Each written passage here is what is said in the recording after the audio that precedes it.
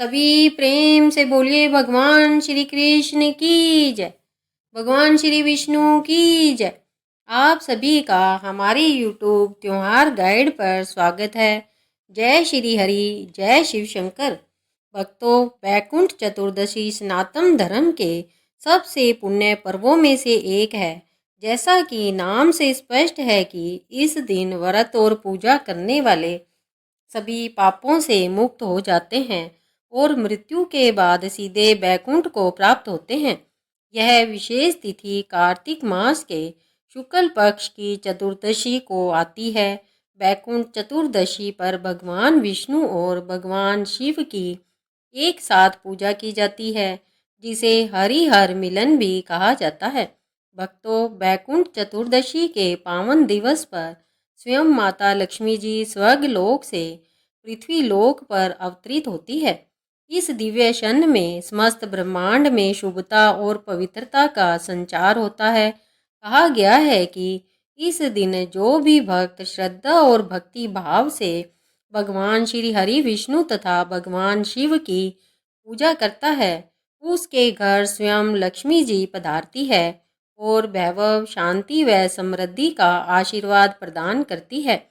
इस दिन दोनों ही भगवानों को उनकी पसंद की वस्तुएं अर्पित की जाती है और मिलन का उत्सव दिवाली के समान भक्तिमय तरीके से मनाया जाता है। जो लोग पूरे मास में कार्तिक स्नान का अवसर न पा सके हों, वे एकादशी से पूर्णिमा के मध्य स्नान कर कर चतुर्दशी भी मनाते हैं। उपवास रखने के बाद रात में नदी के तट पर या मंदिर में 14 दीपक जलाने का विधान है। बैकुंठवासी विधि से श्री हरि का स्नान कराकर उनके तत्वानुकूल पूजन अर्चन, भोग अर्पण और कथा श्रवण के बाद प्रसाद भक्तों में वितरित करते हैं। शास्त्रों के अनुसार इस व्रत से मनुष्य सभी बंधनों से मुक्त होकर बैकुंठ धाम की प्राप्ति कर सकता है।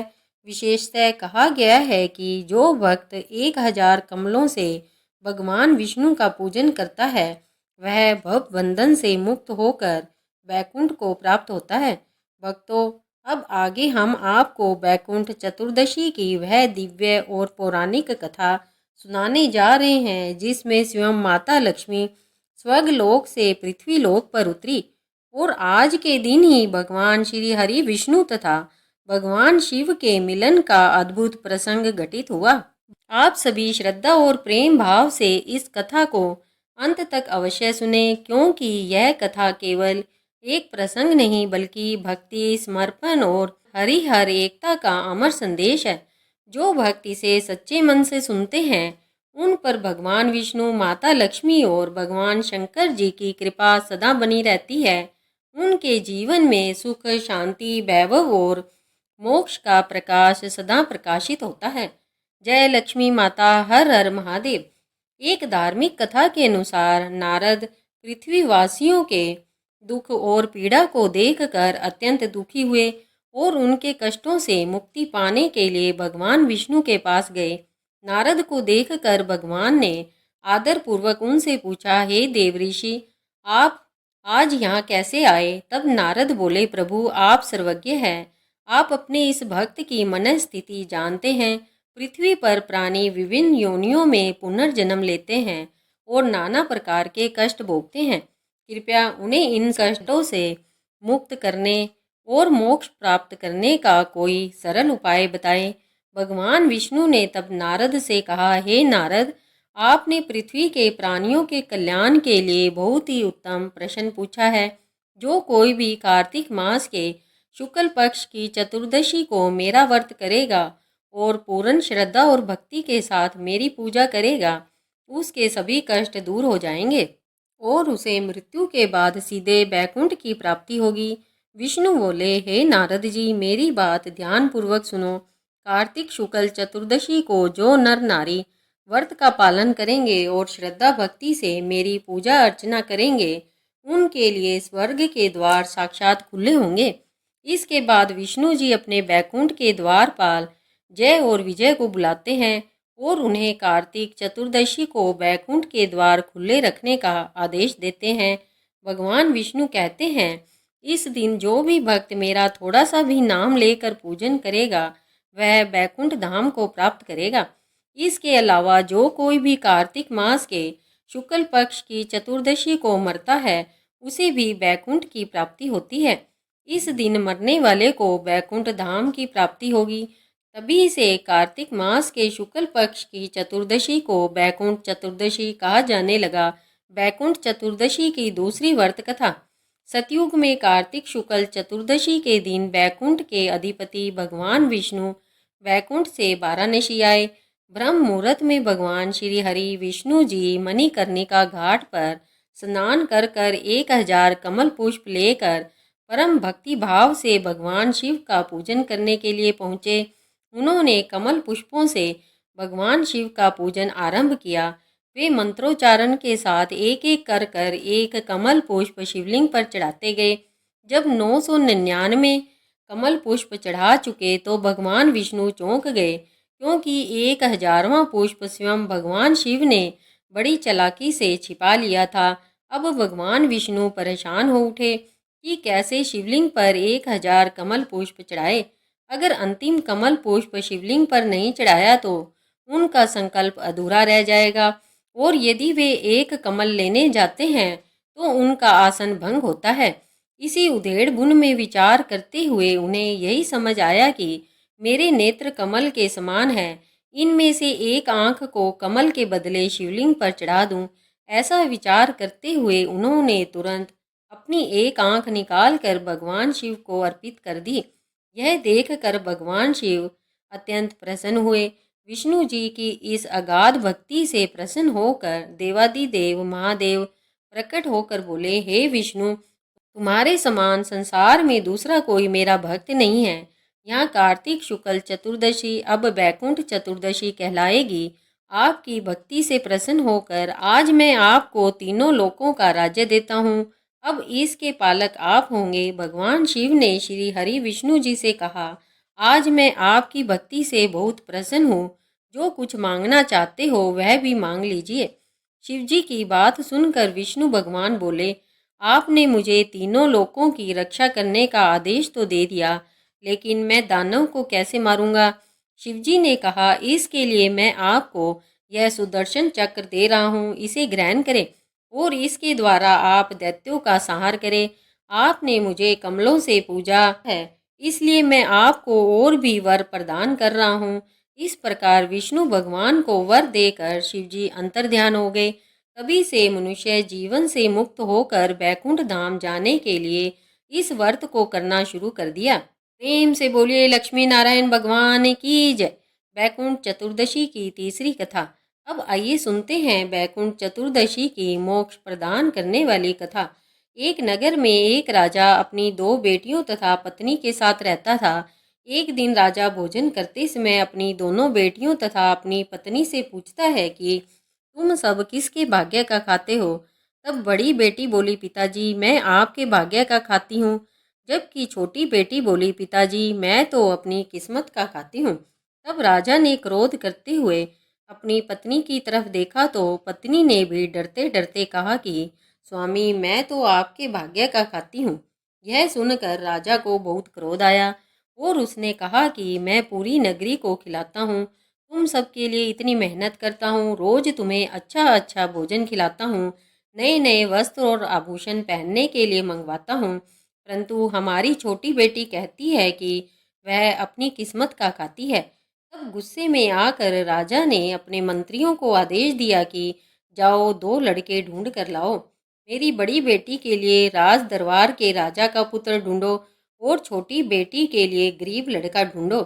जिस समय राजा यह बात बोल रहा था वहाँ दरबार में सभी मंत्री, पहरेदार, चौकीदार सब मौजूद थे। तब सभी मंत्रियों को राजा की बात पर बड़ी हैरानी हुई, लेकिन किसी में इतनी हिम्मत नहीं थी कि वह पलटकर राजा से पूछे कि महाराज, आप अपनी दोनों बेटियों के साथ भेदभाव क्यों कर रहे हैं? किसी ने कुछ नहीं पूछा। कुछ दिनों बाद राजा ने अपनी बड़ी बेटी का विवाह एक राजा के पुत्र से कर दिया और छोटी बेटी का विवाह एक गरीब भिखारी के लड़के से कर दिया। दोनों बेटियां जब ससुराल जाने लगी तो राजा ने बड़ी बेटी को बहुत सारा दान दहेज, बहुत सारे आभूषण, स्वर्ण चांदी, हीरे मोती आदि दिए और बहुत सारे रेशमी सुंदर वस्त्र दिए, जबकि छोटी बेटी को बोरी के टाट के कपड़े सिलवा कर उसे पहना कर भेजे और कुछ नहीं दिया। बड़ी बेटी अपने माता पिता को प्रणाम कर कर घर से निकल गई। छोटी बेटी कुछ नहीं बोली। जब छोटी बेटी अपने ससुराल में पहुंची तो उसने देखा कि वहां कोई उसकी आवाभगत करने वाला नहीं था। एक झोपड़ी थी और एक बड़ा सा मैदान और वहां 5 चूल्हे बने हुए थे। रात्रि को छोटी बेटी चुपचाप सो गई। सुबह जब वह सोकर उठी तो उसने अपने जेठ जी से पूछा कि यह 5 चूल्हे यहाँ क्यों हैं। तब बड़े जेठ ने कहा कि वह हम 5 भाइयों के 5 चूल्हे हैं। राजा की छोटी बेटी ने कहा ठीक है, लेकिन आप सब झोली लेकर कहाँ जा रहे हैं। जेठ थोड़ा समझदार था। उसने कहा कि बहू, हम सब तो भिखारी हैं, इसलिए हम सब तो भीख मांगने जा रहे हैं। जेठ ने कहा बहू, तुम तो बहुत पैसे वाले राजा की बेटी हो। तुम्हारे मंत्री ने एक रात्रि को जबरदस्ती मेरे 5वें छोटे भाई को पकड़कर तुम्हारे साथ विवाह करवा दिया। तब बहू बोली कि जेठ जी, आपकी कोई गलती नहीं है, सबको अपनी किस्मत का मिलता है। मेरी किस्मत में जो था वह मुझे मिल गया। इसके बाद पांचों भाई भीख मांगने के लिए चले गए। पीछे से बहू ने पूरे घर की साफ सफाई करी, पूरे घर को गोबर से लीप कर आंगन को लिपा। इसके बाद बड़े जेठ के चूल्हे को छोड़कर सभी के चूल्हे वहां से हटा दिए। शाम को जब पांचों भाई आए और घर को साफ सुथरा देखा तथा 4 चूल्हे हटे हुए देखे तो 4 छोटे भाइयों को बहुत क्रोध आया। उन्होंने कहा हमारे चूल्हे कहाँ गए। तब नई बहू बोली कि आज से हम एक ही चूल्हे पर भोजन बनाएंगे। मैं खाना बनाऊंगी और आप सब खाएंगे। यह सुनकर सबको बहुत अच्छा लगा। तब बहू ने कहा कि पहले आप सब नदी पर जाकर नहा धो ले, उसके बाद आते समय ठाकुर जी के मंदिर में दर्शन कर कर आना। यह सुनकर छोटे चारों भाइयों को बड़ा क्रोध आया, लेकिन जेठ थोड़ा समझदार था। उसने कहा जैसा बहू कह रही है हम सब वैसा ही करेंगे। आज से पहले कभी भी पांचों भाई नहाए नहीं थे। चारों भाइयों ने नहाने के लिए मना किया, लेकिन बड़ा भाई समझदार था। उसने कहा जैसा बहू कह रही है हम सब वैसा ही करेंगे। सभी तालाब पर नहाने के लिए चले गए और आते समय ठाकुर जी के मंदिर में पूजा पाठ करने गए, लेकिन उन्होंने कभी कोई पूजा नहीं करी थी, इसलिए वह चुपचाप भगवान के आगे हाथ जोड़कर बैठे और घर वापिस आ गए। तत्पश्चात पांचों भाइयों ने भोजन किया। इतना स्वादिष्ट भोजन उन्होंने आज से पहले कभी नहीं किया था। भोजन करने के बाद चारों भाई झोंपड़ी के बाहर सो गए और नई बहू अपने पति के साथ झोंपड़ी के अंदर सो गई। सुबह जब वह सोकर उठे तो वापस से वहां पांचों भाई झोली उठाकर भीख मांगने के लिए जाने लगे। तब नई बहू ने कहा कि आज से आप लोग भीख नहीं मांगेंगे, मेहनत मजदूरी करेंगे। तब उसके जेठ ने कहा कि बहू हमें कमाना नहीं आता। तब नई बहू ने कहा कि जो भी काम मिले आप वही करना, लेकिन भीख मत मांगना। फिर से 4 छोटे भाइयों को बहू की बात पर क्रोध आया, लेकिन बड़े भाई ने फिर से वही बात कही कि जैसा बहू कह रही है हम वैसा ही करेंगे। कमाने के इरादे से घर से निकल गए। 4 छोटे भाई को कोई ना कोई काम मिल गया। किसी को बोरियां उठाने का काम मिल गया तो किसी को कुली का काम मिल गया, लेकिन बड़े जेठ को कोई काम नहीं मिला। जब वह निराश होकर घर वापस आ रहा था तो उसका पांव गोबर में पड़ गया। घर आने के बाद जेठ ने कहा कि बहू, मेरा पांव गोबर में पड़ गया है। नई बहू ने कहा कि आपका पैर गोबर में पड़ गया है तो बाहर पहुंच दीजिए और घर के अंदर आ जाइए। सभी ने अपनी अपनी मजदूरी नई बहू को पकड़ा दी। उस दिन उन सबको बहुत अच्छा लग रहा था, क्योंकि उस दिन उन्होंने भीख नहीं मांगी। भीख मांगने से उनकी बहुत बेइज्जती होती थी, लेकिन आज उन्होंने मजदूरी करी तो उन सबको बहुत अच्छा लग रहा था। बड़े जेठ ने नई बहू से कहा कि बहू, मुझे कोई काम नहीं मिला। तब बहू ने कहा कि कोई बात नहीं जेठ जी। रोज की तरह उस दिन वापिस से सभी भाई तालाब पर नहाने गए। तालाब से नहाकर वापिस आए और मंदिर में दर्शन करने गए। घर पर बहू ने स्वादिष्ट भोजन बनाया और सबने गर्मा गर्म स्वादिष्ट भोजन खाया। उसके बाद सो गए। दूसरे दिन वापिस वह कमाने के लिए निकल गए। उस दिन भी 4 छोटे भाइयों को कोई ना कोई काम मिल गया, लेकिन वापस बड़े जेठ को कोई काम नहीं मिला। उस दिन भी बड़ा जेठ बहुत दुखी और उदास हो गया।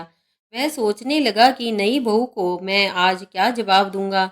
जब जेठ घर आ रहा था तो रास्ते में उसे एक मरा हुआ सांप मिला।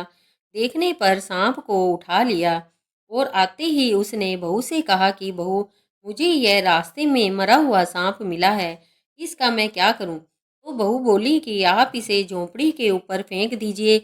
इस तरह उनके दिन मज़े से निकलने लगे। उनके घर में अन्न धन के भंडार भी भरने लगे। सभी मेहनत मजदूरी कर कर कमाने लगे। एक दिन उस नगर के महारानी का बेशकीमती हार चील लेकर उड़ गई। सारे राज दरबारी, पहरेदार और चौकीदार उस चील के पीछे पीछे भागने लगे, लेकिन सब बेकार। जब वह चील उन पांचों भाइयों की झोंपड़ी के ऊपर से उड़ रही थी तो उसने वहां पर एक मरा हुआ सर्प देखा। तो चील ने रानी का हार वहीं गिरा दिया और सिर्फ सांप को लेकर उड़ गई। उधर राजा ने नगर में ढिंढोरा पिटवा दिया कि जिसे भी रानी का वह बेशकीमती हार मिले तो वह लाकर राजमहल के राज दरबार में जमा करवा दे और वह मुंह मांगा इनाम ले जाए।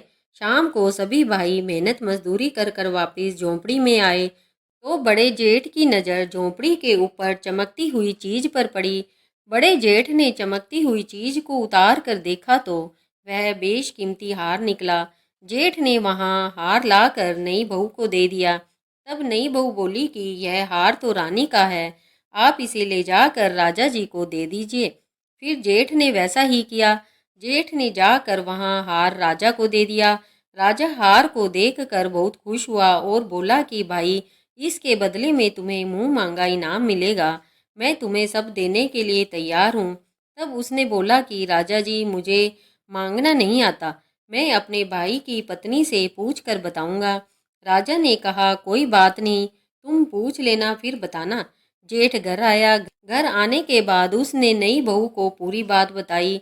तब बहू ने कहा कि जेठ जी, आप राजा के महल में वापस जाना और राजा से कह देना कि राजा जी, मैं चाहता हूँ कि बैकुंठ चौदस के दिन नगर में किसी के भी यहाँ दीपक ना जले और राजमहल में भी अंधेरा रहे।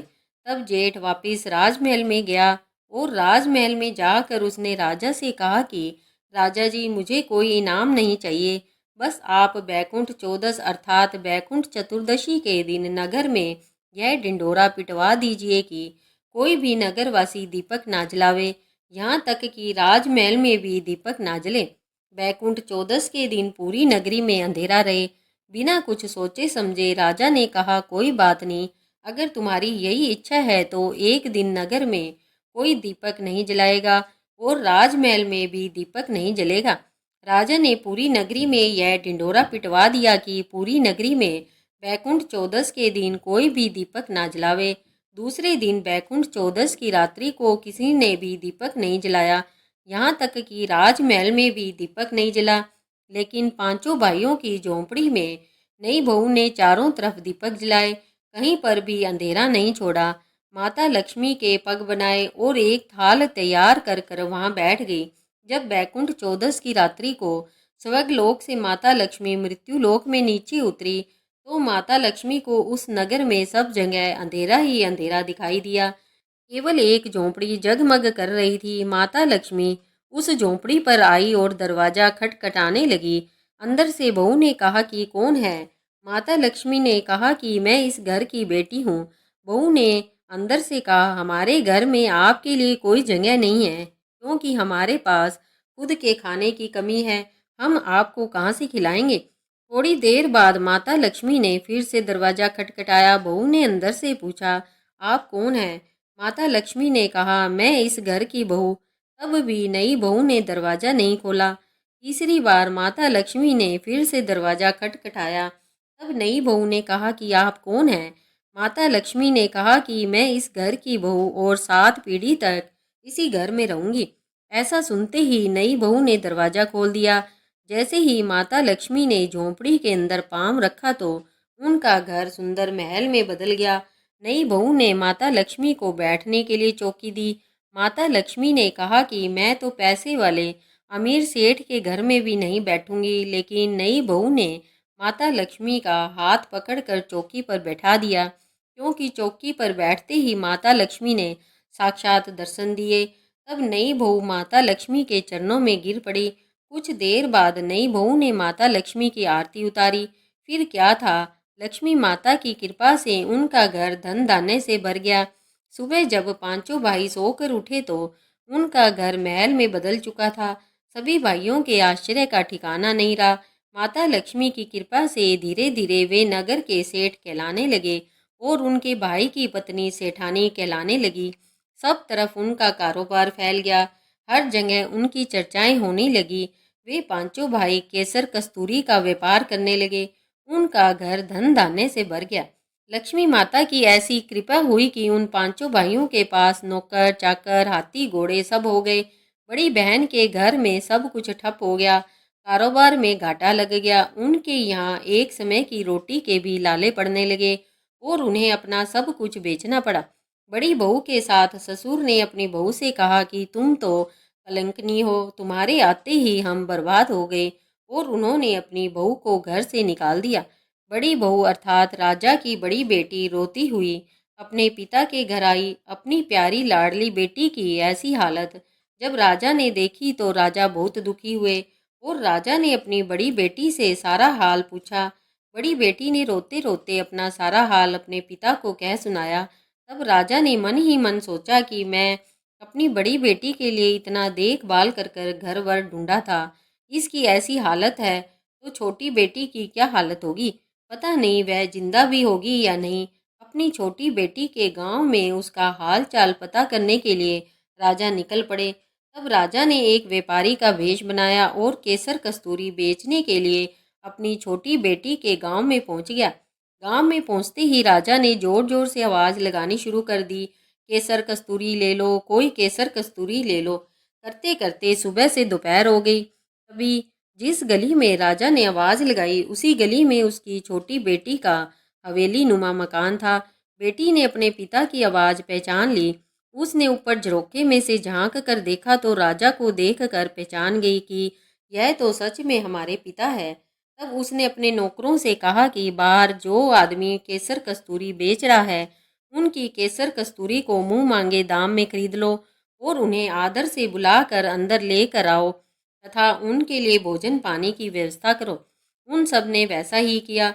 बहुत अच्छी कीमत पर केसर कस्तूरी खरीद ली और उन्हें भोजन के लिए आसन लगाकर बैठाया।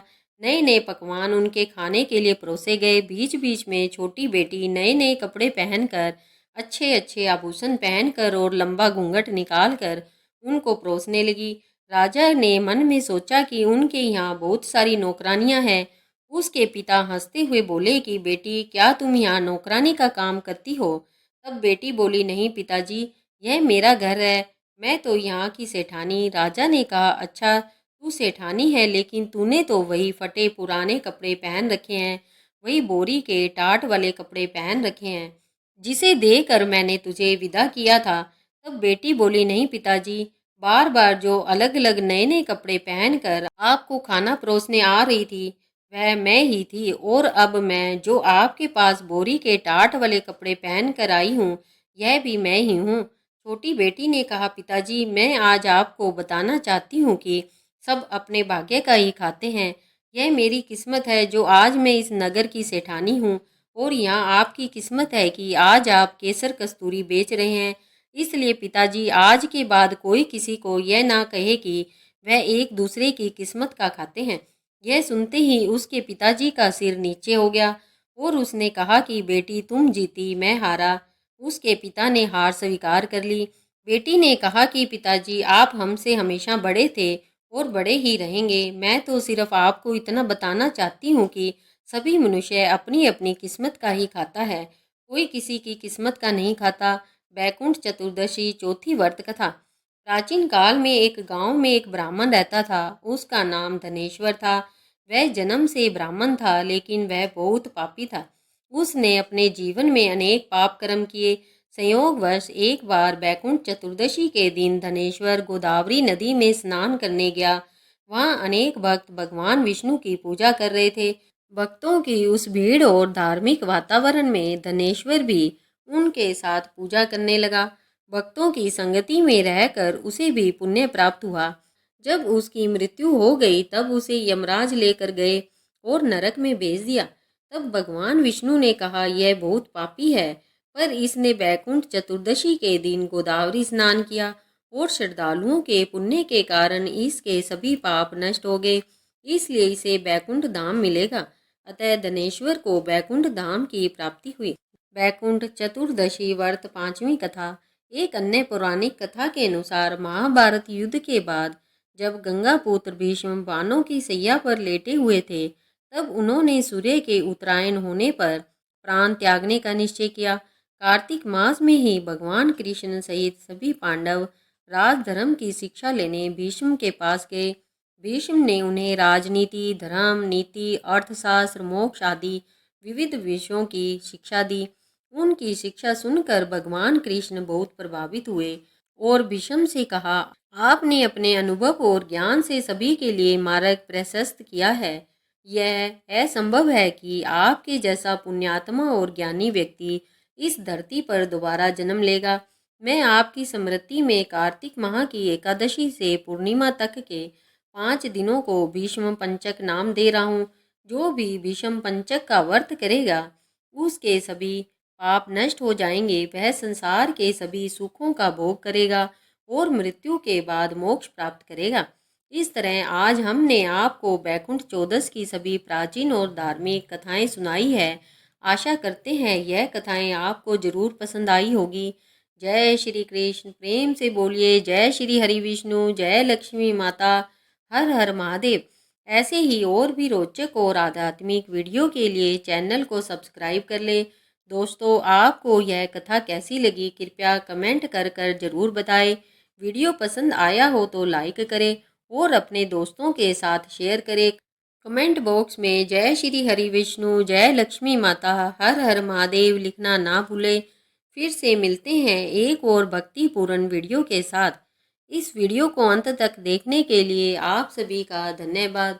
बोलो श्री कृष्ण भगवान की जय, विष्णु भगवान की जय, माता लक्ष्मी की जय।